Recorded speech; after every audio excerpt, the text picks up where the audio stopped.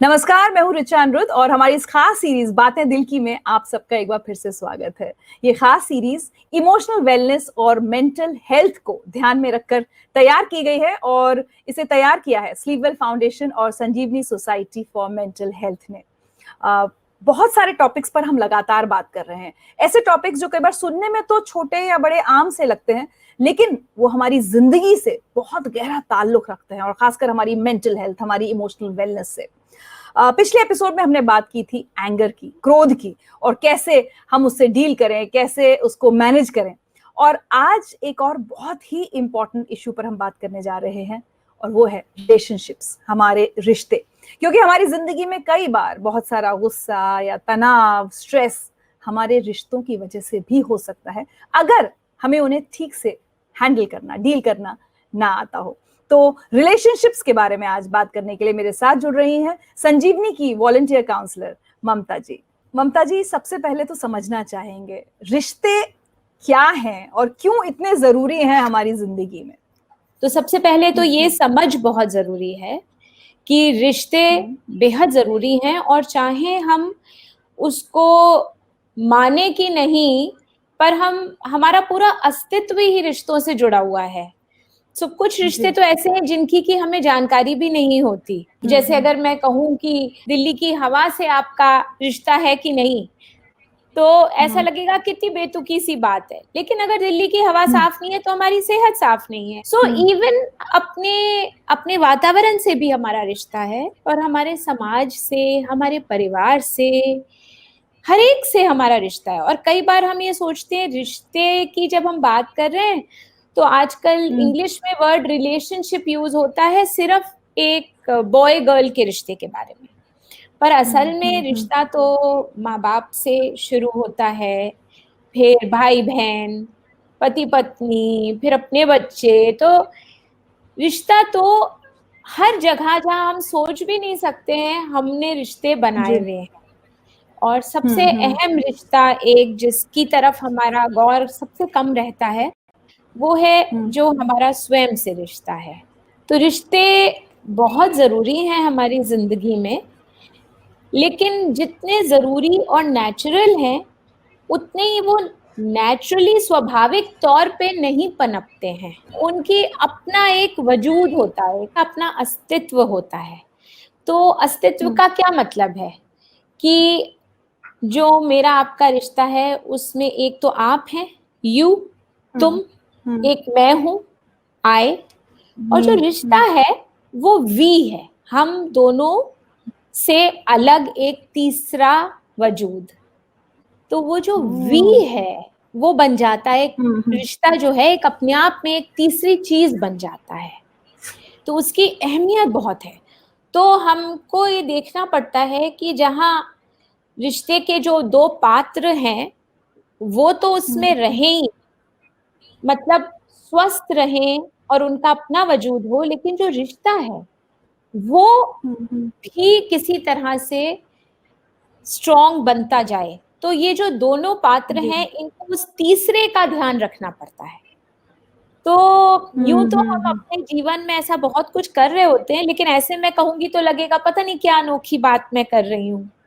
पर जैसे कई बार आप थक रही हैं, आप माँ हैं, थक रही हैं, बच्चा कुछ बात करना चाह रहा है, तो जरूरी नहीं है कि आप उस समय उससे बात करना चाहती हैं, लेकिन वो जो एक रिश्ता है जिसमें आप एक रोल अदा कर रही हैं माँ का, तो उस रिश्ते का ध्यान रखते हुए आप कहेंगी अच्छा मैं जरा सा आराम कर लूं, चलो बात करो तुम। कहीं पे हर बार अपना भी ध्यान हर बार नहीं हो पाएगा और ना रिश्ते का हर बार हो पाएगा, पर वो बैलेंस रखना, वो जो एक बहुत बारीक सी चीज है कि कैसे हम खुद का भी ध्यान रख पाएं और अपने रिश्तों को भी मजबूत कर पाएं, वो एक बड़ी चीज होती है। और कभी कभी जिन रिश्तों में दूरी आ जाती है वो इसलिए आती है कि दोनों अपने अपने मैं का बहुत ध्यान रख रहे हैं, और वो जो तीसरा हमने एक वजूद जिसकी हम बात कर रहे हैं, रिश्ता, का ध्यान रखना भूल गए हैं ध्यान कहीं नहीं। पे। जी। तो अब आपकी बात सुनकर मुझे ख्याल आ रहा है कि जब हम लोग कह देते हैं it's a very healthy relationship और अ वेरी अनहेल्दी रिलेशनशिप, और कहीं ना कहीं जुड़े हुए हैं, रिश्ते का स्वास्थ्य अगर अच्छा नहीं है तो मेरा भी मानसिक और शारीरिक स्वास्थ्य उस पर असर पड़ सकता है। तो हाँ, कितना बिल्कुल। जरूरी है उस रिश्ते के स्वास्थ्य का ध्यान रखना, और कैसे रखा जाए? तो रिश्ते के स्वास्थ्य का ध्यान रखना तो बहुत जरूरी है, लेकिन इतना भी नहीं, मतलब वही तो एक बैलेंस है ना, सबसे मुश्किल काम, कि कहीं रिश्ते का ध्यान रखते रखते वो रिश्ता मुझे तो नहीं खा गया, क्योंकि कभी कभी रिश्ते इंसानों को खा जाते हैं, हम खुद को खत्म कर देते हैं रिश्ते को निभाने में। और कभी कभी हम अपने ही मैं में इतने हो जाते हैं कि मुझे अपना ध्यान रखना है, तो उसमें हम रिश्ते को अहमियत देना भूल जाते हैं। तो हर कोई अगर अपनी मर्जी की करेगा तो वो रिश्ते की अहमियत कैसे रह जाएगी, क्योंकि रिश्ते की अपनी जरूरतें होती हैं, अपनी मांग होती है, उसको ध्यान भी चाहिए, उसको इज्जत भी चाहिए, और एक और टाइम भी चाहिए, बहुत टाइम चाहिए। और टाइम की कमी सबसे ज्यादा आजकल होने लगी है, शायद इसीलिए रिश्तों पे इतना असर आ रहा है। और एक और चीज मैं कहूंगी ऋचा, कि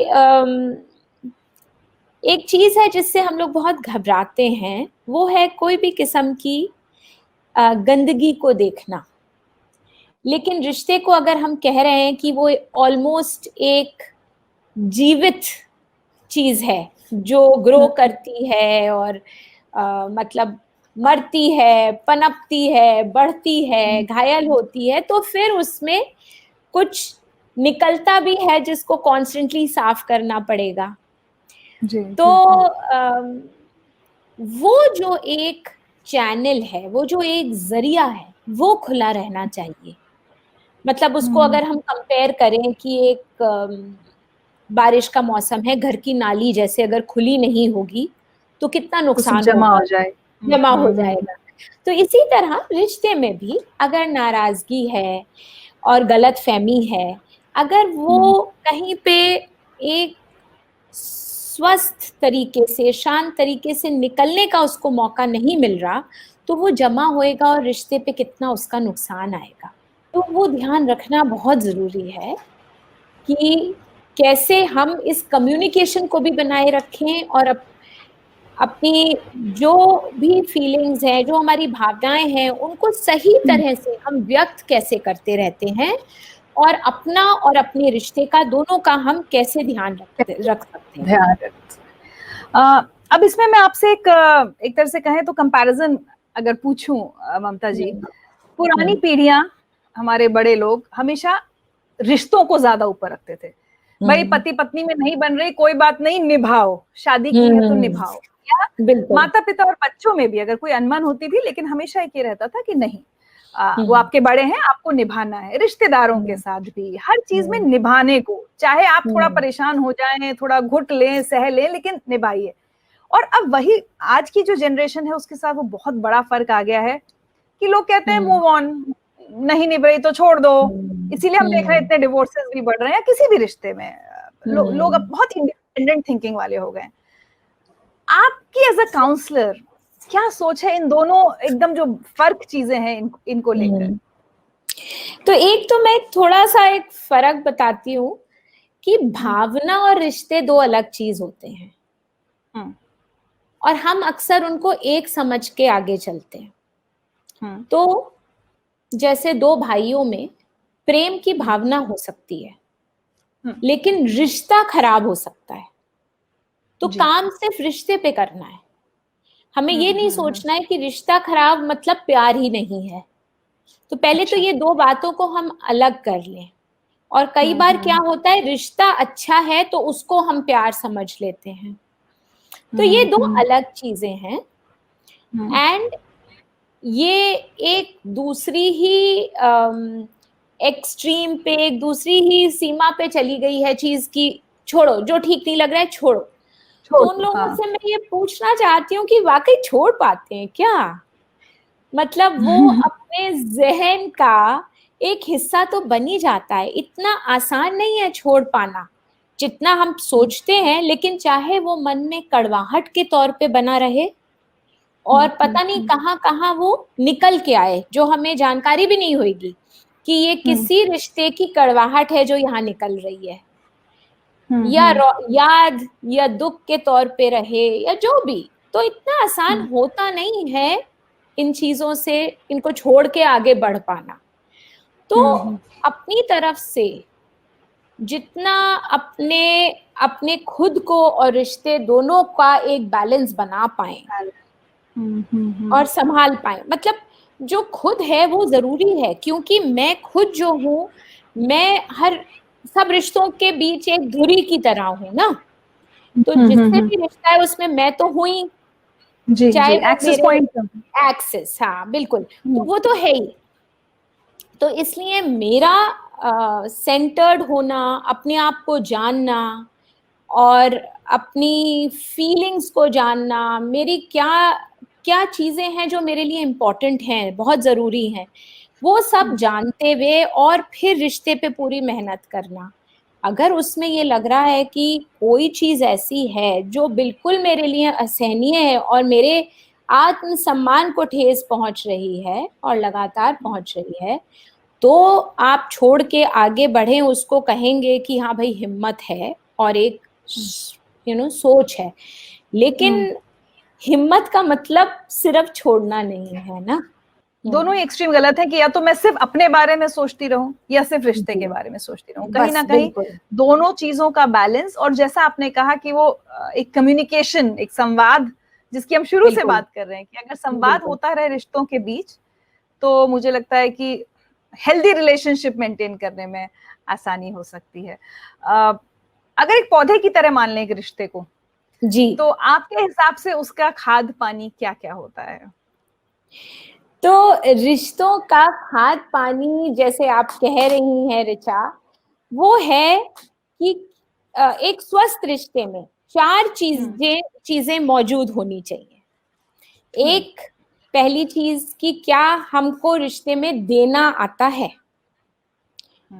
to give. और देना भी बड़ी इंटरेस्टिंग चीज है। एक सिंपल वे में कई बार देना बहुत बढ़िया लगता है लोगों को, क्योंकि हमने बचपन से सुना होता है देने वाला बड़ा होता है। लेकिन हमारे अंदर क्या चल रहा है जब हम दे रहे हैं? क्या हम पाने की उम्मीद से दे रहे हैं? या अक्सर एक्सपेक्टेशंस। तो जैसे या कोई सौदा सा कर रहे हैं, मतलब अदला बदली का, मैं ये दूं तुम वो। तो सही मायने में ये देना नहीं होता, और ना ही किसी पे एहसान चढ़ाना ये देना होता है। अक्सर हमारे सोसाइटी में एक बड़ी बात होती है, औरत को, खासतौर से माँ को, बड़ी बलिदान की मूर्ति समझा जाता है। तो सारी जिंदगी बच्चे को सुनना पड़ता है कि मैंने तो तुम्हारे लिए कितने बलिदान करे। तो ये वाला जो देना होता है, ये देना नहीं होता जिसमें पाने की उम्मीद हो। तो किस तरह से हम साफ मन से दें जिससे हमें अच्छा लगता है, वो बहुत इम्पोर्टेंट है। ठीक है। दूसरी चीज उतनी ही इम्पोर्टेंट, वो है लेना आना। तो लेना आना भी आसान नहीं है। अगर आपने देखा, छोटा सा कॉम्प्लीमेंट भी आपको कोई दे कि अरे आप तो बड़ी सुंदर लग रही हैं, तो एकदम से मन करेगा कहूँ कहाँ सुंदर लग रही हूँ, आजकल तो मेरा बिल्कुल ठीक नहीं चल रहा। अभी आपने कहा था मेरे बाल अच्छे नहीं लग रहे है ना। तो हम लोग, कितनी डिफिकल्टी हमें होती है कि हम अपनी तारीफ आसानी से नहीं ले पाते। तो ऐसे ही किसी की राय होती है, वो हम आसानी से नहीं ले पाते, क्योंकि हमें लगता है राय ले ली यानी हमें बदलना पड़ेगा। या एक झूठी विनम्रता हमारे अंदर होती है, तब भी हम नहीं ले पाते जब हम तारीफ नहीं ले पाते। या कोई दूसरा हमारा ख्याल करता है, आपको ताज्जुब होगा, वो भी कई बार हम नहीं ले पाते।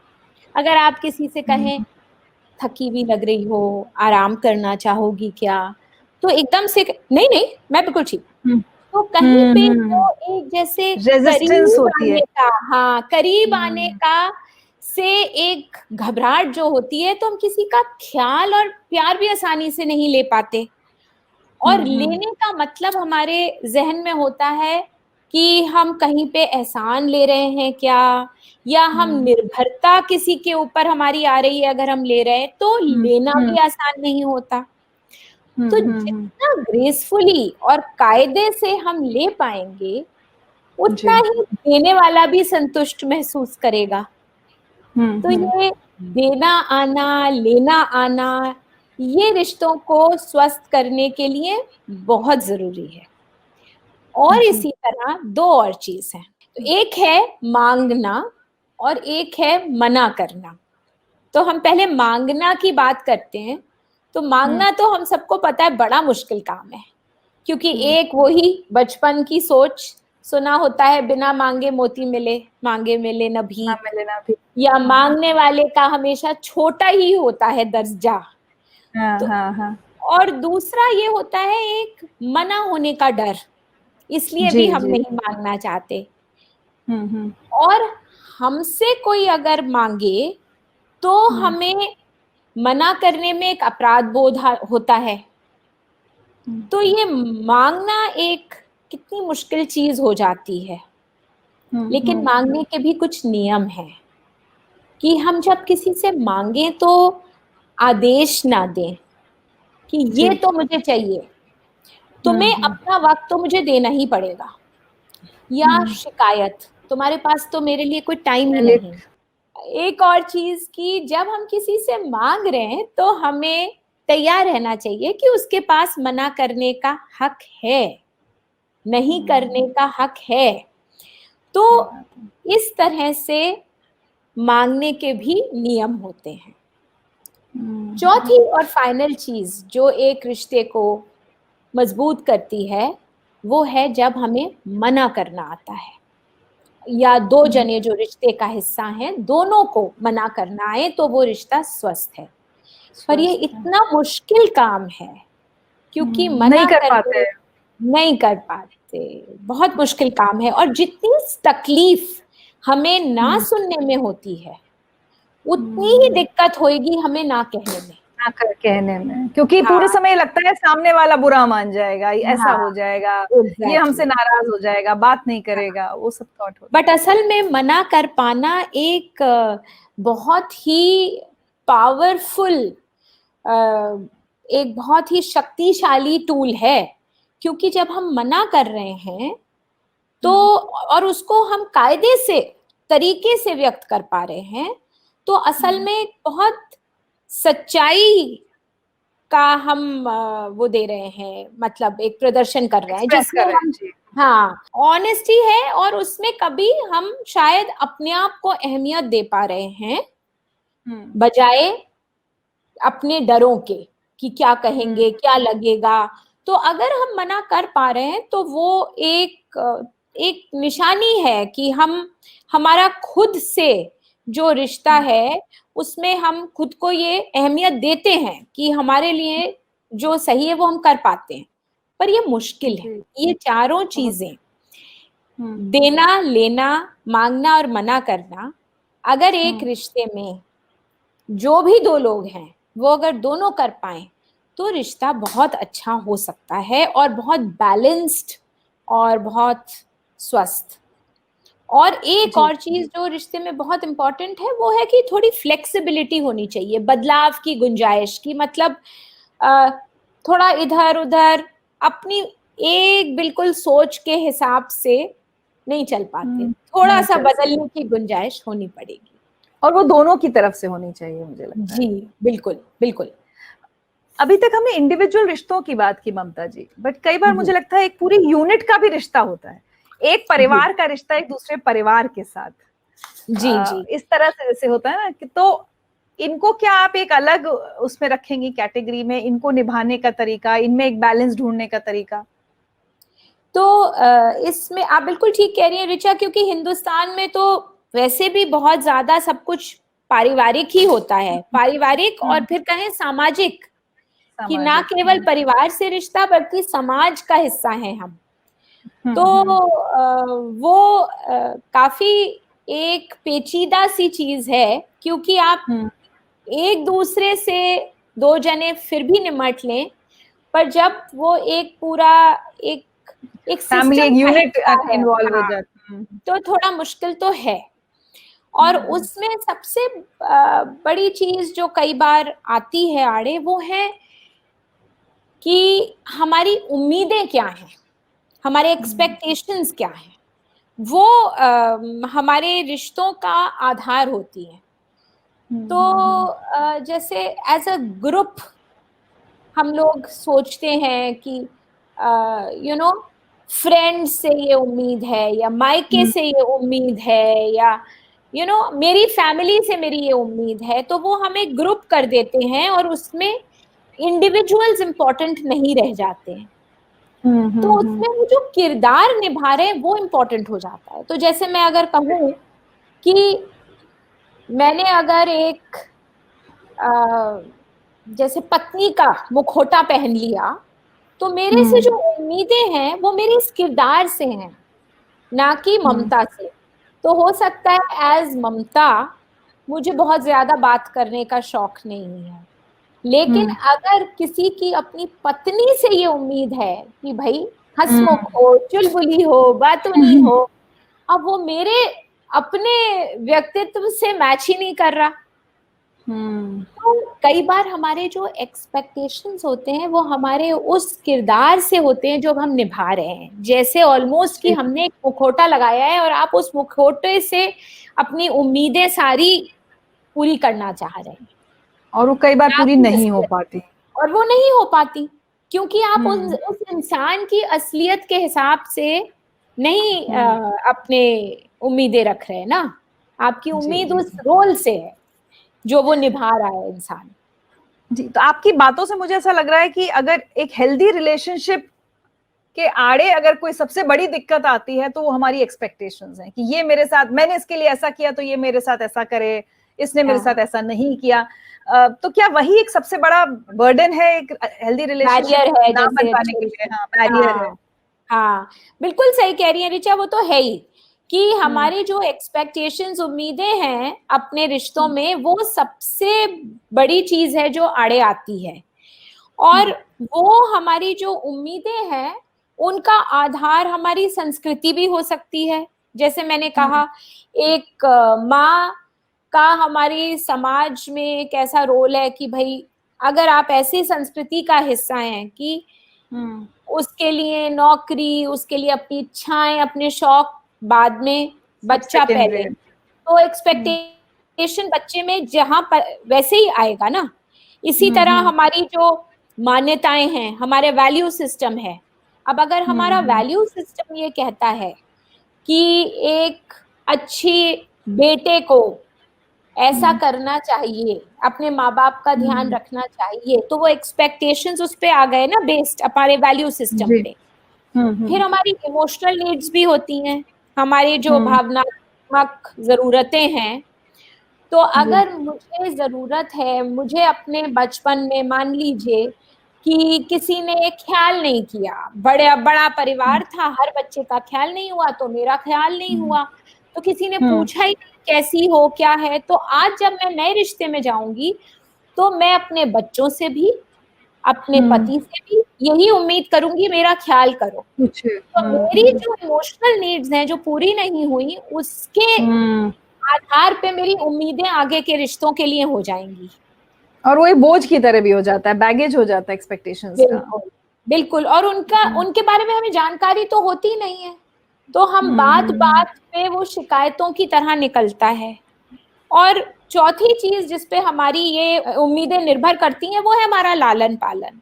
तो कैसे हमारी परवरिश हुई है, तो उस पे भी बहुत डिपेंड करता है कि हम अपने रिश्तों से क्या उम्मीदें रखते हैं, और ये उम्मीदें ही हमारे रिश्तों के आगे आती हैं। जी, तो आज का कॉन्वर्सेशन पूरा अगर सम अप करना चाहें और आप हमारे व्यूअर्स को जो हमारे साथ जुड़े हुए हैं उनको कुछ सलाह देना चाहें कि अपने जीवन के सभी रिश्ते, जरूरी नहीं कि पति पत्नी, माता पिता, दोस्तों के साथ, ऑफिस में कॉलीग्स के साथ भी रिश्ता होता है एक हमारा, अगर अपनी जिंदगी के हर रिश्ते को हेल्दी बना के रखना है, तो कुछ सिंपल टिप्स आप क्या देना चाहेंगी? तो सबसे बड़ी बात तो ऋचा ये है कि जो शायद समझने में मुश्किल बात है, लेकिन मेरा स्वयं के साथ जो रिश्ता है वो जितना प्रबल होगा, जितना मजबूत और स्वस्थ होगा, उतना ही वो ही तय करेगा कि मेरा बाकी रिश्तों में क्या रंग रूप है उसका। क्योंकि अगर मैं अपने आप को जानती हूँ, मैं खुश हूँ, मैं अपनी जरूरतों को पूरा करना जानती हूँ, तो उसी तरह से मेरे सब रिश्ते वैसे ही होंगे। और मेरा हर कदम जो मैं उठाती हूँ रिश्ते में, वो एक चॉइस है, वो एक चुनाव है जो मैं कर रही हूँ, और वो चुनाव मेरे हाथ में है। उसमें मैं अपने आप को कितना सम्मान और प्रेम देती हूँ, उतना ही मेरे रिश्तों को मैं दूंगी, क्योंकि हर चीज पहले हमसे शुरू होती है। तो जैसे मैंने कहा, पहला रिश्ता स्वयं से है, और वो जितना साफ और स्वस्थ होगा उतना ही हमारे सारे रिश्ते होंगे। तो वो सबसे इम्पोर्टेंट चीज है, और उसकी देखभाल बहुत जरूरी है, जिसका मतलब है, जैसा मैंने शुरू में भी कहा, कि हम अपने आप को रिश्तों में खो ना दें, हम अपने आप की भी पहचान बना के रखें, और ये जो बैलेंस है of you, me and we वो जो रिश्ता है, तीसरा एंटिटी, अस्तित्व की चीज, तो तीनों की बराबर देखभाल हो पाए। क्योंकि अगर मैं आप पे हावी हूं या आप मुझ पे हावी हो, तो उसमें रिश्ता तो कोई कुछ रह ही नहीं जाता। दोनों इतने पास आ जाते हैं कि कोई भी कुछ नहीं रह जाता। और अगर बहुत दूर हो जाते हैं कि मैं अपनी बात करती रहूं, अपने ध्यान रखूं और आप अपना, तो वो इतनी दूरी हो जाती है। तो वो जो एक बैलेंस है, जिसमें तीनों चीजों को बराबर महत्व दिया जाए, तो ये आसान तो नहीं है, लेकिन ऐसी बातचीत से शायद लोगों की सोच भी बने और एक रास्ता दिख सकता है। रास्ता भी दिखे। बिल्कुल ऋचा। चलिए ममता जी, बहुत कम समय में लेकिन बहुत अहम बातें आपने बताई, और मुझे लगता है, जैसे मैंने शुरू में भी कहा, कि रिश्ते कई बार हमारी जिंदगी के बहुत सारे स्ट्रेस और टेंशन का भी कारण बन सकते हैं, और उतनी ही खुशियों की भी वजह बन सकते हैं। तो हमारी कोशिश रहे कि हम अपने आसपास के सभी रिश्तों को अपनी खुशी की वजह बनाएं, ना कि तनाव की। और उसके लिए आपने जो बहुत सिंपल टिप्स दिए, उसके लिए बहुत बहुत शुक्रिया। Thank you.